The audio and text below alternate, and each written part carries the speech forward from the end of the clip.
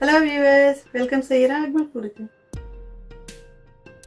வாங்க இன்றைக்கி பார்க்கலாம். நம்ம இன்றைக்கி ஹோட்டல் ஸ்டைலில் எப்படி ஒயிட்டாக கொக்கனட் சட்னி இருக்குன்ட்டு பார்க்கலாம். இது ரொம்பவே நல்லா டேஸ்டியாகவும் இருக்கும், பார்க்கறதுக்கும் வெண்மையாகவும் இருக்கும். இப்போ நம்ம பார்க்கலாம் ஃபஸ்ட்டு வெரைட்டி எப்படி செய்யலான்ட்டு தேங்காய் சட்னி. இதுக்கு நான் எடுத்துருக்கிறேன் ஒரு 2 பெரிய வெங்காயம் ரஃப்பாக கட் பண்ணிக்கிட்டேன்.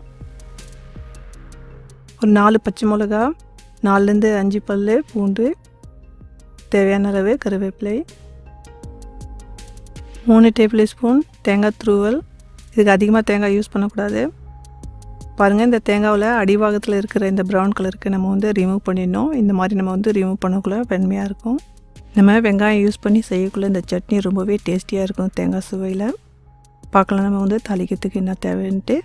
2 வரமிளகா, தேவையான அளவு கருவேப்பிலை, கொஞ்சமாக கடுகு உளுந்து போட்டுக்கலாம்.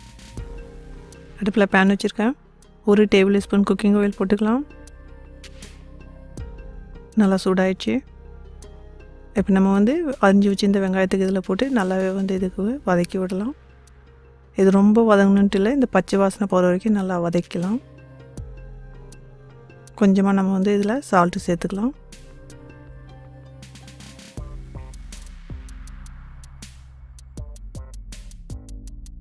கருவேப்பிலை, பச்சை மிளகா, பூண்டு 3 போட்டு நல்லாவே இதில் வதக்கலாம்.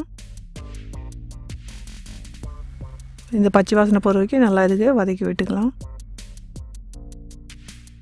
நம்ம எடுத்து வச்சுருந்த தேங்காய் துருவலும் இதில் போட்டுக்கலாம். இதுக்கு ஒரு 2 நிமிஷத்துக்கு நல்லா வதக்கலாம். நல்லா ஆற வச்சு நம்ம மிக்சியில் ஒரு ஃபைன் பேஸ்ட்டாக இதுக்கு அரைச்சி எடுத்துக்கலாம்.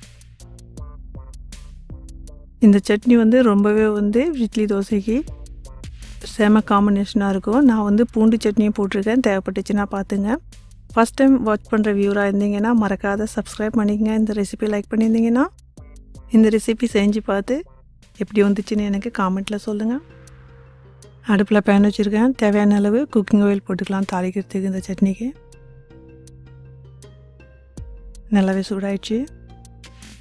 கொஞ்சமாக கடுகு உளுந்து போட்டுக்கலாம், பொரியட்டும்.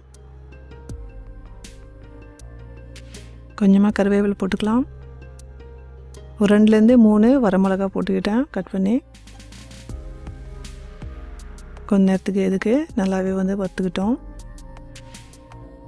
நல்லாவே சேர்ந்துருச்சு மிளகாவும். இப்போ நம்ம சட்னியில் போட்டுக்கலாம். பாருங்கள், நல்லாவே ஃபஸ்ட் வெரைட்டி ரெடி ஆகிடுச்சு கோகனட் சட்னி. நம்ம இப்போ செகண்ட் வெரைட்டி தேங்காய் சட்னி எப்படி செய்யுதுன்னு பார்க்கலாம்.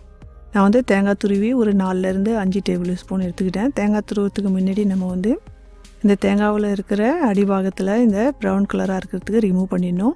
அப்படி செய்யக்குள்ளே இந்த மாதிரி ஒயிட்டாக நம்மளுக்கு அந்த தேங்காய் கிடைக்கும். 1 டேபிள் ஸ்பூன் பொட்டுக்கடலை, அதிகமாக போடக்கூடாது. இஞ்சி ஒரு சின்னதாக ஒரு 1.5 துண்டு எடுத்துக்கணும். பச்சை மிளகா ஒரு 3லேருந்து 4 எடுத்துக்கிட்டேன். உங்களுக்கு காரம் கம்மியாக வேணும்னா கம்மியாக எடுத்துங்க. பூண்டு பல் ஒரு 2 எடுத்துக்கலாம், 2லேருந்து 3. தாளிக்கிறதுக்கு கருவேப்பிலை, ஒரு பிஞ்சு பெருங்காயம், தேவையான அளவு கொஞ்சமாக கடுகு உளுந்து. அடுப்பில் பேன் வச்சுருக்கேன். தாளிக்கிறதுக்கு தேவையான அளவு நம்ம குக்கிங் ஆயில் போட்டுக்கலாம்.